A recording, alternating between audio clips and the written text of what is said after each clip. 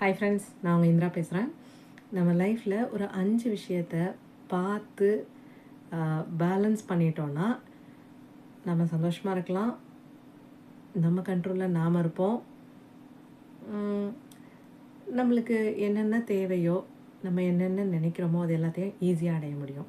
அப்படி என்னங்க சொல்ல போகிறீங்க அப்படின்னா, ஒரு 5 விஷயம். இங்கிலீஷில் இது எல்லாமே எம்ல ஸ்டார்ட் ஆகும். ஓகே, நம்ம தமிழ்லேயும் பார்க்கலாம். ஃபஸ்ட்டு விஷயம் வந்து மவுத், வாய். நம்ம வாயினால தான் நம்ம கெடுறோம். முக்கால்வாசி பிரச்சனைகள் நம்ம பேசுகிறதுனால, பேசக்கூடாத இடத்துல பேசிடுறதுனாலையும், பேச வேண்டிய இடத்துல பேசாமல் இருக்கிறதுனாலையும் தான் நம்மளுக்கு உண்டான பிரச்சனைகள் பாதிக்கு மேலே வர்றதே. 2வது மைண்ட், மனசு. அது வந்து ஓவராக அவன் இப்படி சொல்லிட்டான், இவன் இப்படி சொல்லிட்டான், இது பண்ணியிருக்கக்கூடாது, அப்படி பண்ணியிருக்க ஓவராக திங்க் பண்ணுறது, யோசிக்கிறது, ஒருத்தரை பற்றி ஒருத்தர் தப்பாக நினச்சிக்கிறது.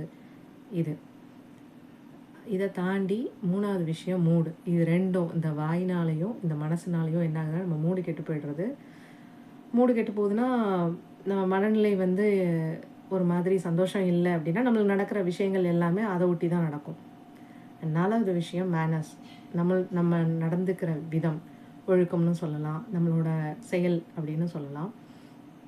அது இப்போது சில பேர் வந்து நம்மளை பார்த்து எள்ளி நகையாடுறாங்க, ஏதாவது கிண்டல் பண்ணுறாங்கன்னா அவங்கள பதிலுக்கு நம்ம கிண்டல் பண்ணணுன்ற அவசியம் இல்லை.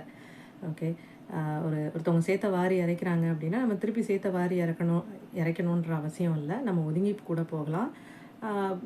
நம்மளுக்கு வர வேண்டிய விஷயங்களை யாருனாலையும் எதுனாலையும் தடுக்க முடியாது அப்படின்றது தான் உண்மைன்றது புரிஞ்சிட்டோன்னா இதை நம்மளால் ஃபாலோ பண்ண முடியும். அந்த ஒரு சமநிலை வரும். அண்ட் 5வது விஷயம் பணம், மணி. ஸோ இந்த மணி வந்து நம்மளுக்கு வர்றப்பையும் சரி, நம்ம யாருக்காவது எதுக்காவது செலவழிக்கிறப்பையும் சரி, ஒரே மனநிலையில் சந்தோஷமாகவும் இருக்கலாம், இல்லை சமநிலையிலையும் இருந்து நம்ம செய்ய ஆரம்பித்தோம்னா பல மடங்கு நம்மளை நோக்கி அது பெருகி வருன்றது தான் உண்மைத்தன்மையே.